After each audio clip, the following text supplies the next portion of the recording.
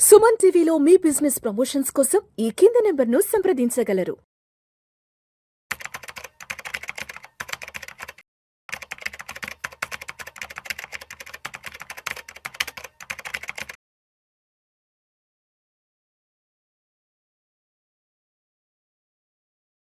నమస్తే మాధవిరెడ్డి గారు. నమస్తే అండి. మాధవిరెడ్డి గారు, ఒక 3-4 డేస్ బ్యాక్ మీరు ఒక వీడియో ఒకటి షేర్ చేశారు. నిజంగా చాలా బాధాకరమైన సంఘటన అది. ఆంధ్రప్రదేశ్ కర్నూలుకు చెందిన ఒక కుర్రాడు అమెరికాలోని చికాగోలో కాల్చుకొని గన్తో కాల్చుకొని సూసైడ్ చేసుకుని చనిపోయాడన్న ఆ వీడియో నిజంగా అంటే మనసుకి చాలా బాధ కలిగించిన అంశం అది. అబ్బాయికి అక్కడ ఉద్యోగం లేకపోవడం, తర్వాత ఫైనాన్షియల్గా బాగా స్ట్రెస్ అవ్వడం, అంటే ఆర్థికంగా అన్ని రకాలుగా తను ఇబ్బంది పడుతున్న కారణంగా తను సూసైడ్ చేసుకుని చనిపోయాడంటూ కూడా ఆ వీడియోలో ఉన్న నేపథ్యం మనకు అర్థమవుతుంది. ఎందుకంటారు ఇటువంటి తప్పిదాలు జరుగుతున్నాయి? ఎస్పెషల్లీ అంటే ఇప్పుడున్న ఈ సిచ్యువేషన్స్ లో అమెరికాకి వెళ్ళడం కూడా అంత కరెక్ట్ కాదు. ఎందుకంటే అక్కడ 15-20 ఏళ్ళ నుంచి ఉన్న వాళ్ళ పరిస్థితి కూడా బాగాలేదు. తిరిగి వచ్చేస్తున్నారు. ఆల్మోస్ట్ 40% వరకు ఎన్ఆర్ఐలు అమెరికా. ఎందుకంటే అక్కడ రేపు ఏం జరుగుతుందో తెలియట్లేదండి. ఒక రోజేమో వాళ్ళ రూల్స్ మారుస్తున్నారు, ఈ H1B వీసాస్ ఇష్యూస్ వస్తూ ఉన్నాయి. ఒక రకమైన స్ట్రెస్ అండి. అంటే తినడానికి తిండి లేదని చెప్పలేదు, ఒక రకమైన స్ట్రెస్. రేపు ఏం జరుగుతుందో తెలియదు. ఇలాంటి అన్సర్టనిటీస్ లో ఏం ప్లాన్ చేసుకోవాలన్నా వాళ్ళకి కుదరడం లేదు. Continuous financial stress, continuous uncertainty. ఎంతవరకు అందులో ఏంటంటే లోన్లీనెస్ అండి. ఫ్యామిలీ వాళ్ళు కూడా దూరంగా ఉంటారు, వాళ్ళని గుర్తొస్తూ ఉంటారు.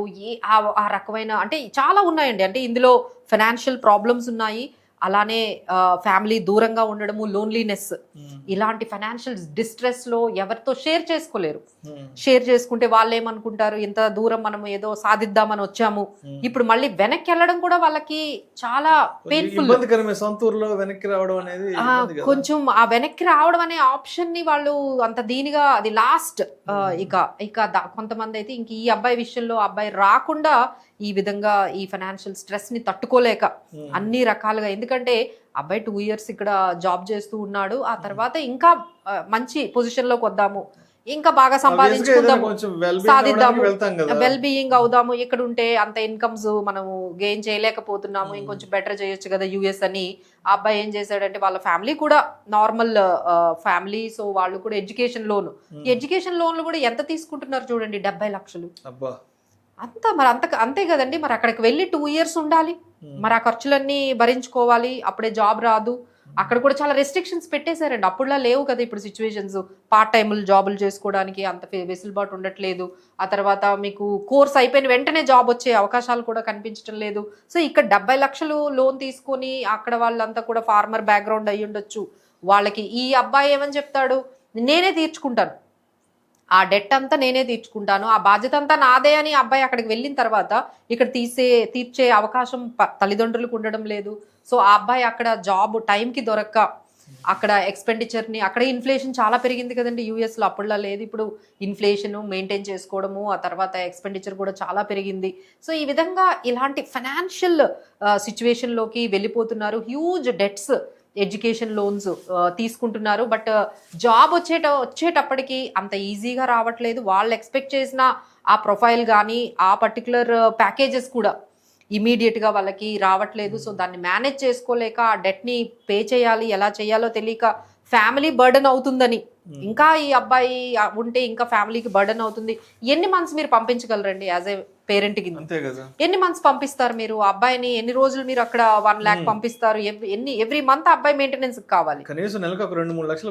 మెయింటెనెన్స్ అవ్వలేరు కదా. అబ్బాయికి ఏమో జాబ్ రావట్లేదు, వీళ్ళు ఎక్కడి నుంచి ఎంతకాని పే చేయగలరు? సో మళ్ళీ వెనక్కి రాలేక, సో ఇలాంటి ప్రాబ్లమ్స్ చాలా మంది ఎవరికి చెప్పుకోలేక ఇలాంటి సిచ్యువేషన్స్ లోకి వెళ్ళిపోయి ఇలాంటి డెసిషన్స్, ఈ సూసైడ్ లాంటి డెసిషన్స్ తీసుకుంటున్నారండి. సో రీసెంట్ గా మాకు ఒక క్లయింట్, అంటే ఈ ఎస్పెషల్లీ 25-30 ఈ ఏజ్ గ్రూప్ వాళ్ళు తీసుకున్న ఇంత స్ట్రెస్ ఎందుకు ఉంటుందో అర్థం కదంటే, జనరల్ గా ఈ 25-30 వాళ్ళకి ఏమనుకుంటాము, రెస్పాన్సిబిలిటీస్ ఏమీ ఉండవు, మ్యారేజ్ ఇంకా అవ్వదు కాబట్టి వాళ్ళు హ్యాపీగా ఉంటారు. అసలు జనరల్ గా చూసుకుంటే this is the age group, వాళ్ళు మ్యాక్సిమం ఎంజాయ్ చేస్తారు. కానీ అలా లేరండి ఇప్పుడు యూత్ అయితే. చూస్తే ఒక్క రకమైన ప్రాబ్లమ్స్ కాదు, ఇలాంటి అబ్రాడ్కి వెళ్ళి ఇలాంటి తెచ్చుకునే కష్టాలైతే ఇక్కడ ఉండి కూడా ఎలాంటి సిచ్యువేషన్స్ అంటే వాళ్ళు ఒక కంపెనీలో వర్క్ చేస్తూ ఉన్నారు, వర్క్ చేస్తూ ఉంటారు.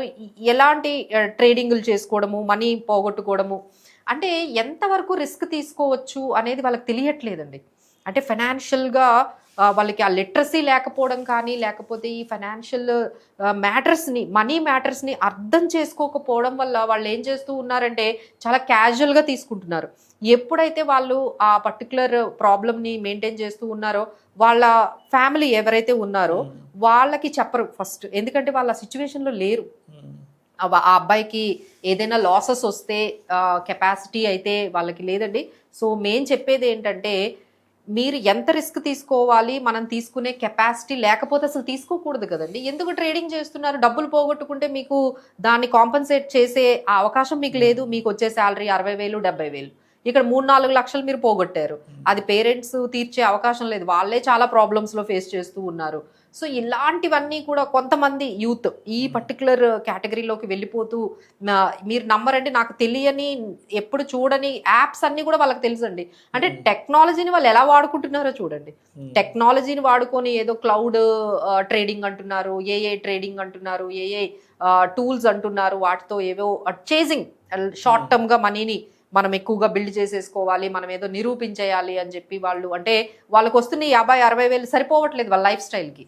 ఈ లైఫ్ స్టైల్కి సరిపోక ఇంకొంచెం సంపాదించాలి ఒక సెకండ్ ఇన్కమ్ లాగా అని చెప్పి వాళ్ళు ట్రై చేసి ఇలాంటి, అంటే రిస్క్ వాళ్ళు ఎంత తీసుకోవాలో దానికి మించి ఎక్కువగా రిస్క్ తీసుకొని చాలా స్ట్రెస్ ఈ ఏజ్ గ్రూప్ వాళ్ళు.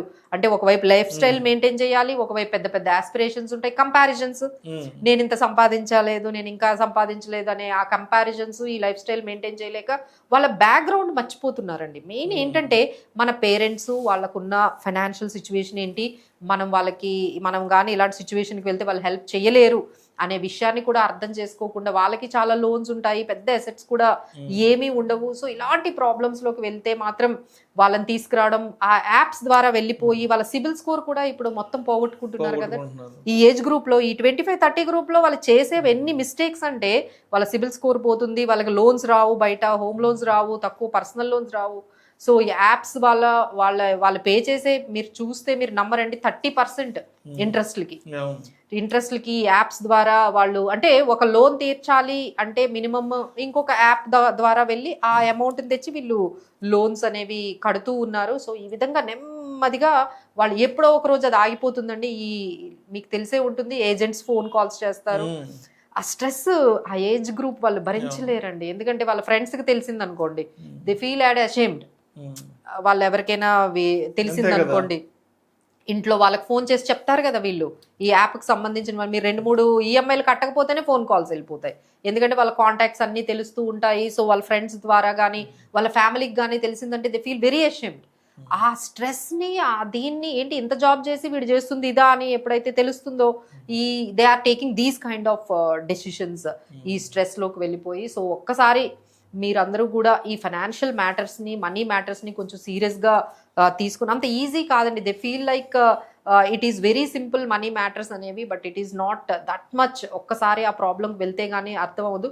ప్రాబ్లం ఏంటంటే వాళ్ళు సంపాదించకపోవడం కాదండి, బాగానే సంపాదిస్తున్నారు, ప్రాబ్లం సిస్టమ్ ఉండట్లేదు. They are not following a proper system on managing the finances. ఒక ఎమర్జెన్సీ ఫండ్ని క్రియేట్ చేసుకోవడం, ఇన్వెస్ట్మెంట్స్ ఒక 20-30% ఎవ్రీ మంత్ చెయ్యాలి అనేది వాళ్ళకి అలాంటి సిస్టమ్స్ ఏవి డెవలప్ చేసుకోవడం లేదు. ఆ ఎక్స్పెండిచర్ 50% వరకే ఆపాలి కదండి. ఇప్పుడు మీకు 50,000 వస్తే 30,000 వరకైనా ఆపాలి కదా, బట్ 50,000 వస్తే మీరు 70,000 ఖర్చు పెడుతున్నారు. సో దానివల్లే ఎక్కువగా ప్రాబ్లమ్స్ ఫేస్ చేస్తున్నారు, బికాస్ ఆఫ్ ఓన్లీ సిస్టమ్స్ మీరు పర్ఫెక్ట్గా లేకపోవడం వల్లే జరుగుతుందండి. ఎవరైతే పేరెంట్స్ ఉన్నారో వాళ్ళని ఖచ్చితంగా అంటే ఫైనాన్షియల్ ప్లానర్స్ దగ్గరకు కానీ, ఫైనాన్షియల్ అడ్వైజర్స్ ద్వారా కానీ మీరు వాళ్ళని ఒక్కసారి కన్సల్టేషన్కి తీసుకువెళ్తే, అంటే వీళ్ళకి ఎక్కడా కూడా మనకి, అంటే మన సిస్టంలో, మన ఫైనాన్షియల్ ఎడ్యుకేషన్లో కూడా ఈ మ్యాటర్స్ గురించి ఎక్కడ చెప్పరండి. ఈ డెట్స్ గురించి కానీ, స్టాక్స్ గురించి కానీ, ట్రేడింగ్ గురించి కానీ, బిట్ కాయిన్స్, ఈ మేనేజ్మెంట్ ఆఫ్ ఫైనాన్సెస్, ఎక్కడ మనకి ఏ సబ్జెక్టు లేకపోవడం వల్ల ఒక్కసారి ఆ ఏజ్ ఒక్కసారి మీ చేతిలో ఒక 50,000 60,000 పడగానే ఎలా మేనేజ్ చేయాలో వాళ్ళకి అర్థం కావట్లేదు.